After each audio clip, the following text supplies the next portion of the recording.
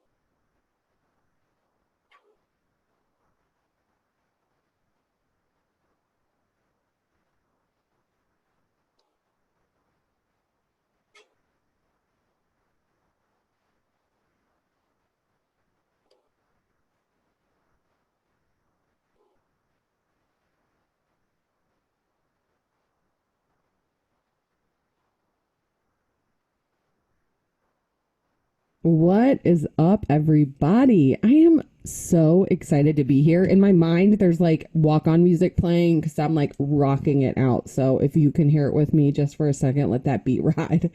Look, thank you so much for joining my session here at the Age of Conversation Summit. My name is Amanda Zahner, and as you can see, I am coming at you podcast style because it was offered as an option and I took it. I am much more comfortable behind the mic, and I thought that this was such an incredible way to break up digital sessions. I want to thank everyone, and there have been so many for putting on this amazing summit. Yo, the lineup is incredible. Seriously, 100 hours of conversations and networking is some seriously sick programming.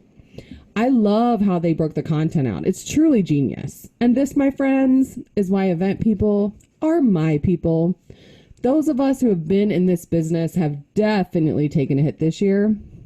And because event people are strong, agile, and quick on their feet, ideas like this right here are born.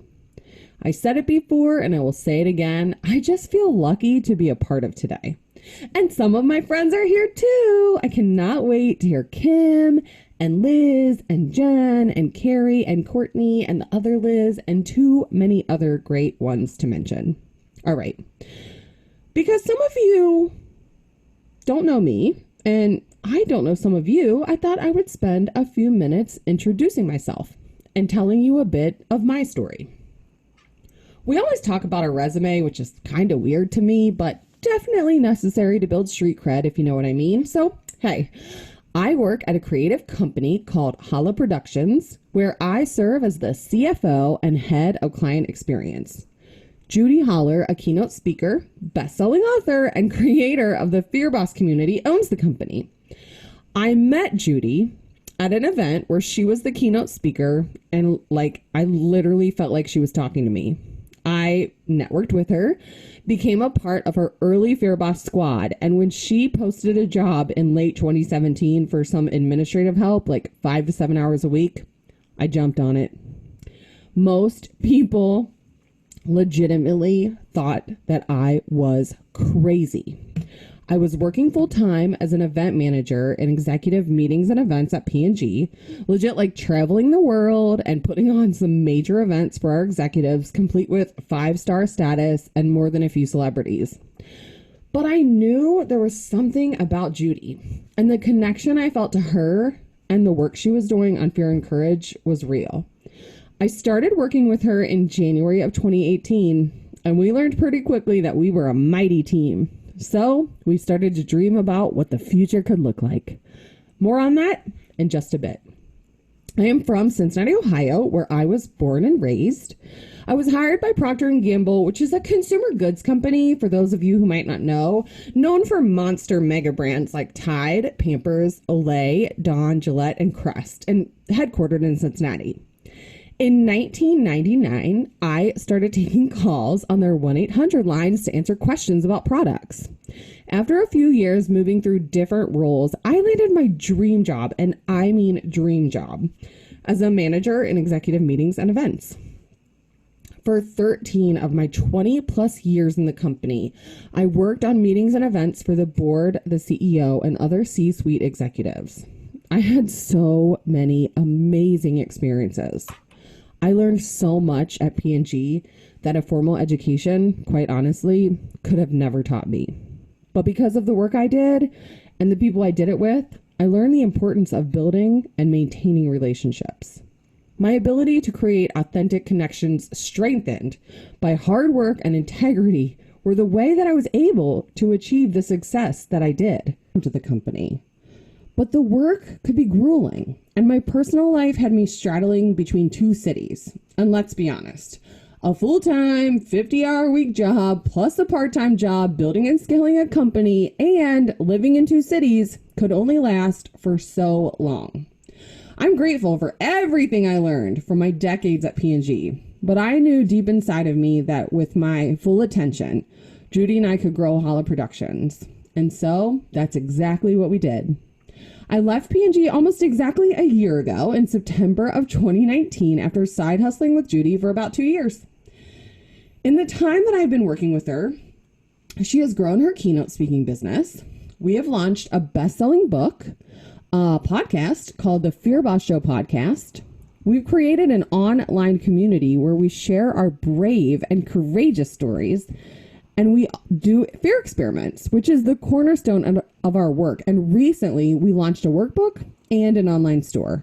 I mean, it's been a wild and an amazing ride so far, but this is like really our mantra.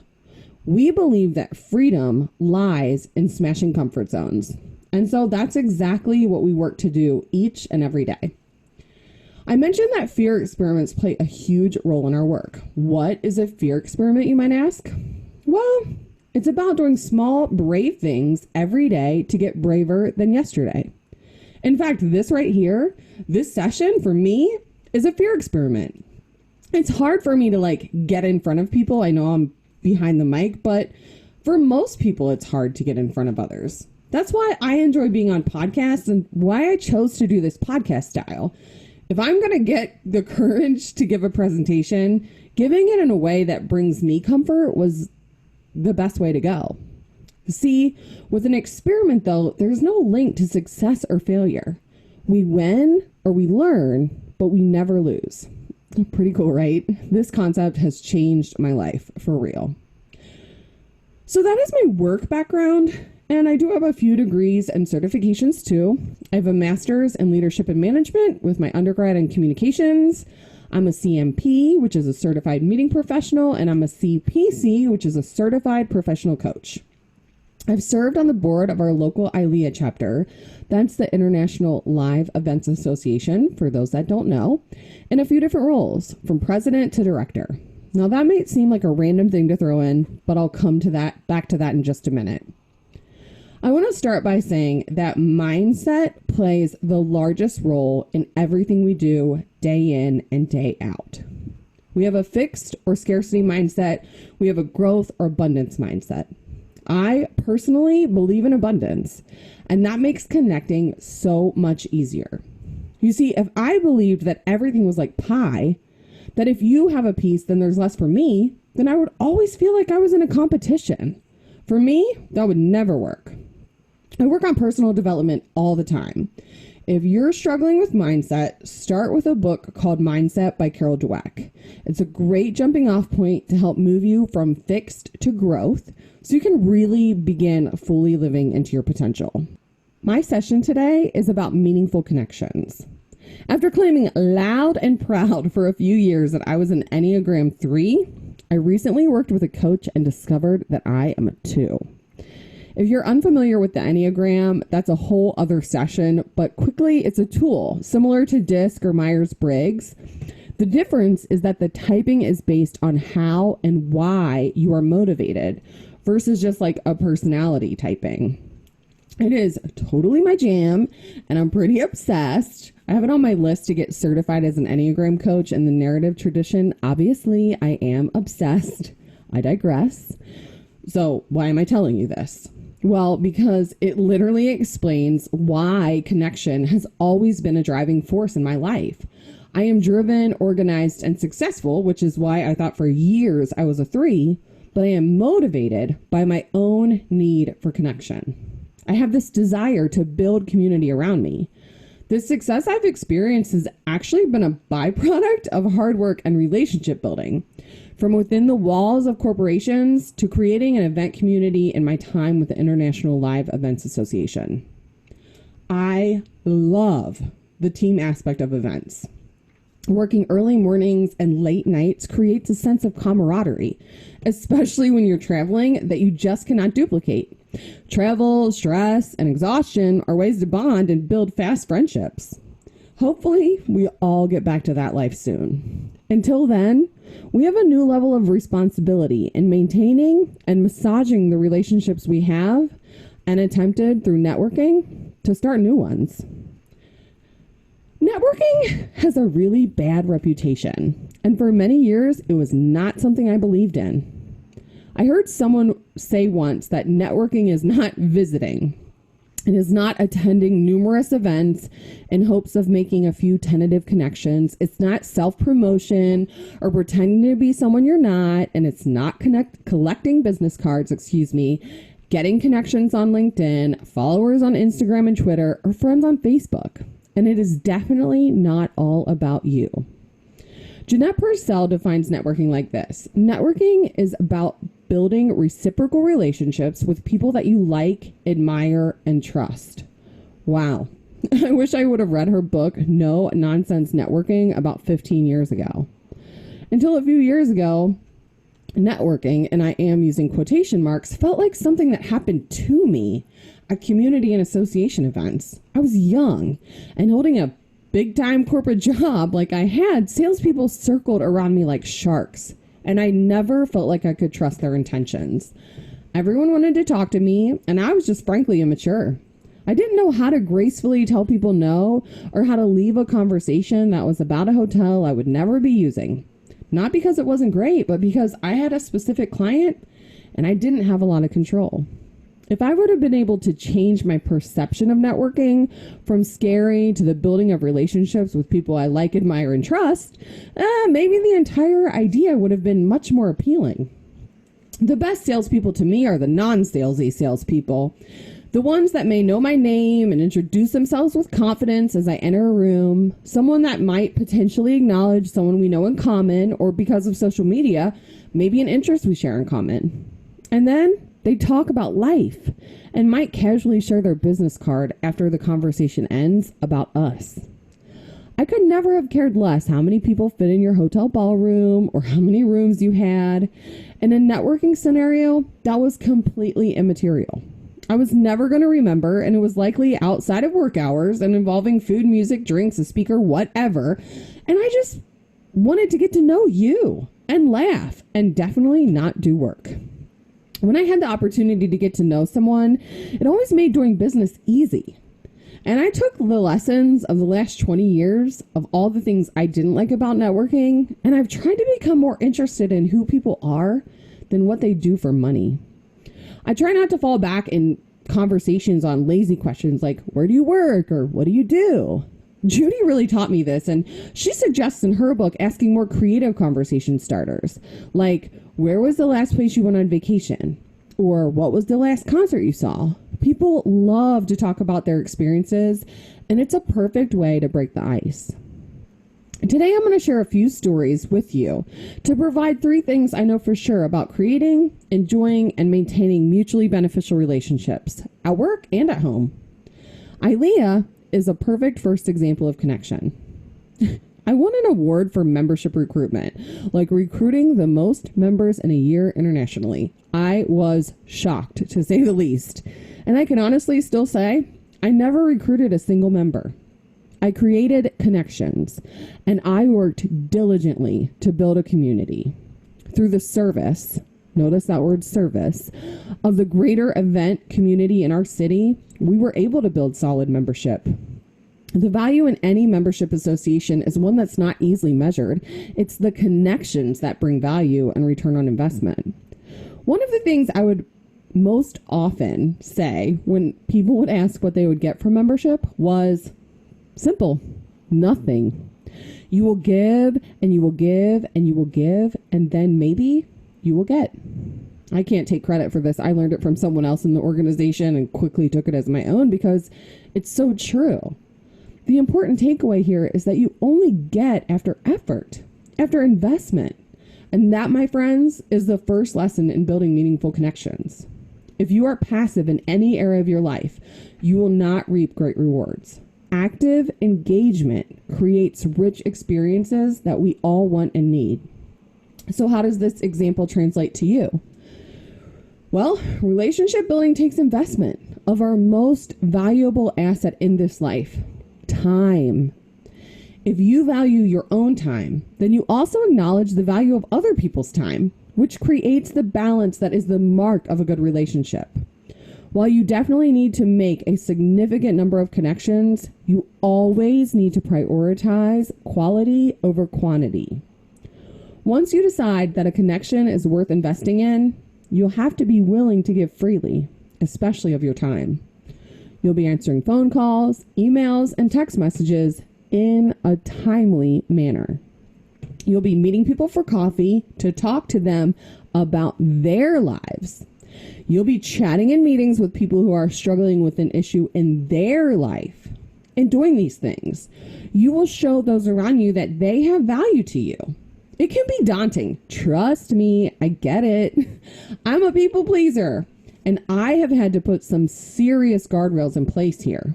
I'm not saying that you have to respond right away to every single request, but you do have to recognize that there are seasons in which people need you more and that a particular project or issue needs attention. It's like anything else in this life. There's never a true balance, just the recognition of where energy has to flow. Investment in helping others, though, is never, ever time or energy wasted. The giving of your attention, your expertise, your guidance, and your experiences are how you build authentic relationships with other people. People are interesting, and you can learn so much by listening to people around you. And people rarely forget someone taking time out of their life to help them work through something, especially when food and drinks are involved. Breaking bread is so important in relationship building. Dropping shop talk and getting personal is so much easier outside of a meeting room. And when you're first starting to get to know people, this is going to sound weird, but take notes. Use your phone to help you remember important details like their children's name or their dog's name or other things that you feel would be important but may slip your mind, but can enrich the next interaction with them. People are genuinely surprised when you open a second conversation with a meaningful question about something personal they shared in a previous interaction. Does that make me sound super weird? This is true. My address list contains birthdays, kids' names, pets' names, spouses' names, the proper spelling of those, and I also have notes. I don't necessarily go look at this often, but there is nothing worse than calling someone the wrong name. And I mean, before you judge me, let's think about LinkedIn.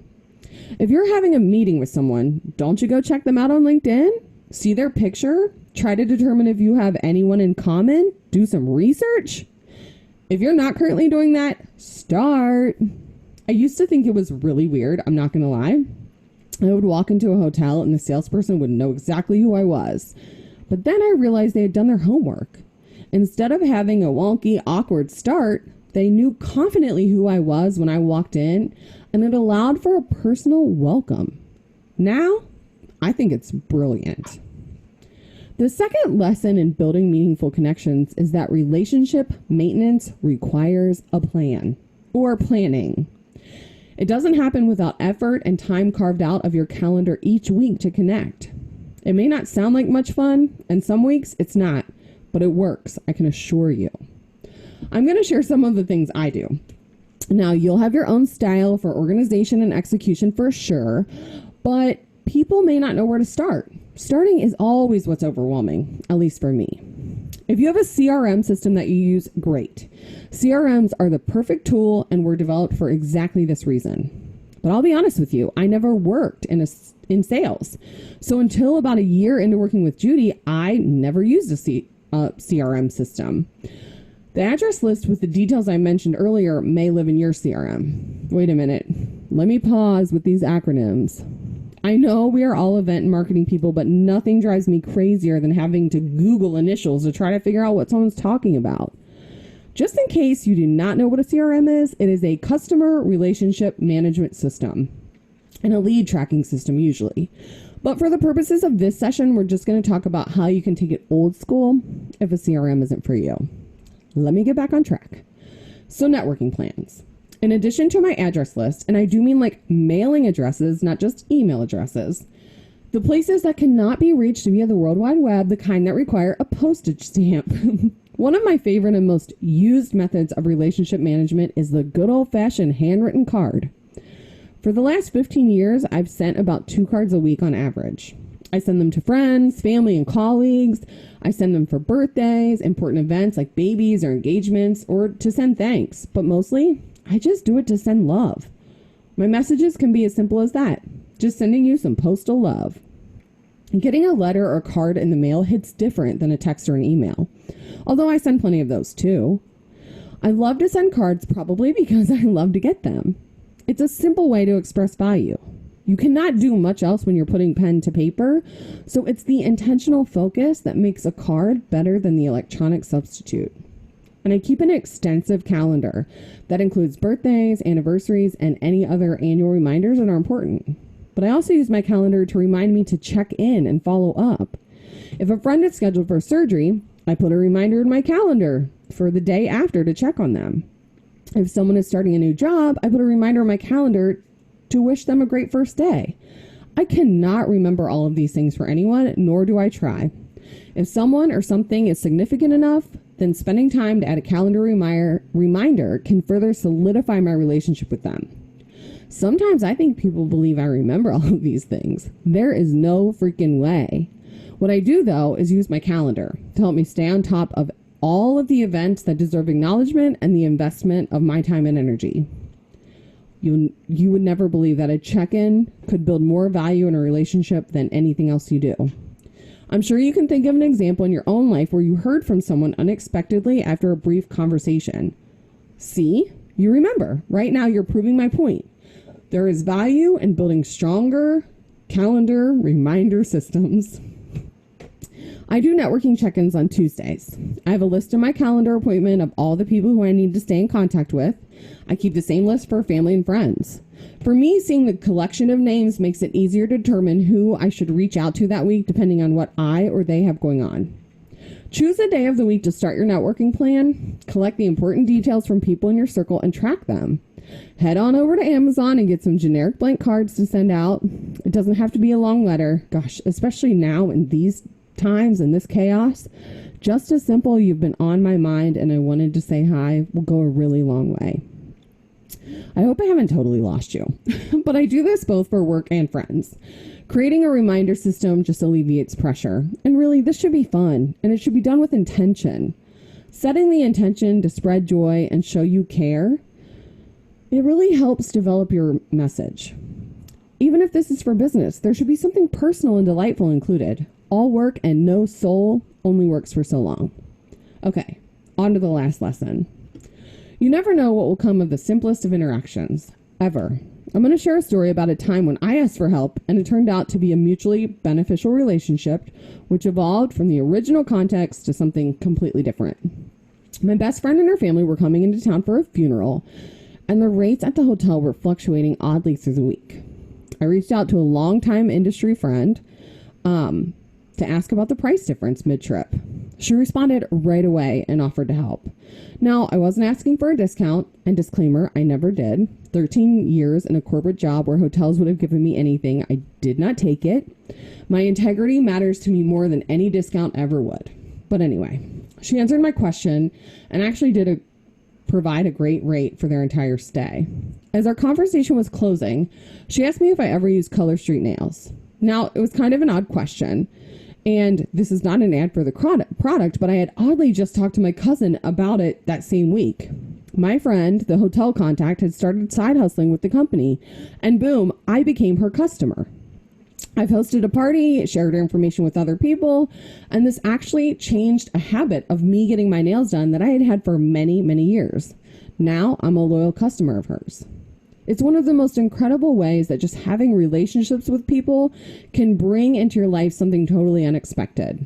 Now, to those men listening, you may never understand this, but during lockdown, no one could get their nails done. I had already changed my habit, so it was one less painful thing to endure as a result of what was happening. I had cute, killer, professional-looking nails, like I always did, at a fraction of the price. It was like a win-win. If I wouldn't have had the courage to ask Megan about the rates, even though I no longer worked at P&G and would not have business to throw to her, she wouldn't have had the courage to throw a question in about her side hustle. Things would have been different. Never, ever hesitate to reach out and ask for help, guidance, or what you need. People want to help, and you never know. You may benefit in ways you never imagined. Don't be shy about talking up what you're trying, reading, watching, and loving. It can start conversations and change the nature of your relationship. Meaningful connections are born in integrity, joy, and authenticity. Building relationships is a muscle. You'll stumble, make mistakes, and learn along the way. You know, the only thing that you have to do is stay you. Bring all of you to every interaction. Not the you think they may want to see. The worst thing you can do is pretend to be someone you're not. We all want to see you as you are. There's only one of you, and the unique qualities that you bring will always make you stand out. If someone isn't into that, and there will be people who are not, don't worry. Those are not your people, and they're definitely not worth your energy investment. Jeanette Purcell, who I mentioned earlier, had this to say about looking at her network and business relationships that she found most valuable to her over time. She said that often her decision to put effort into building a relationship with another person was influenced by at least one of 6 factors. 1, I like the other person. 2, I am interested in or respect them. 3, I think I could learn from them. 4, I think they could help me. 5, I want to help them. Or 6, I trust them. That sums up the criteria you should consider as you look to building and maintaining connections that are meaningful to you. Okay, so a quick recap before I let you go. First, you will give and give and give before you ever get anything out of a connection that is meaningful. It takes time to build trust and commonality. The second is that networking takes planning. It's not just showing up at events and visiting. It is taking notes, making a plan, and creating your own relationship management system. And finally, reach out to people. Get guidance, say hello, ask for help or advice. It may lead you down a path you never thought you would be on.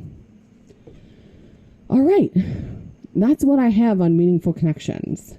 You have been a great audience. I couldn't be more excited to be here with you. You can find me at Amanda Zahner on most social channels. I would love to build community with you, obviously. Look me up and let's connect. And also, if you have any questions, slide on into my DMs. I'll be happy to answer them. I appreciate you. I appreciate the team that put on this entire conference. Enjoy the rest of the summit. And remember, take care of yourself and each other.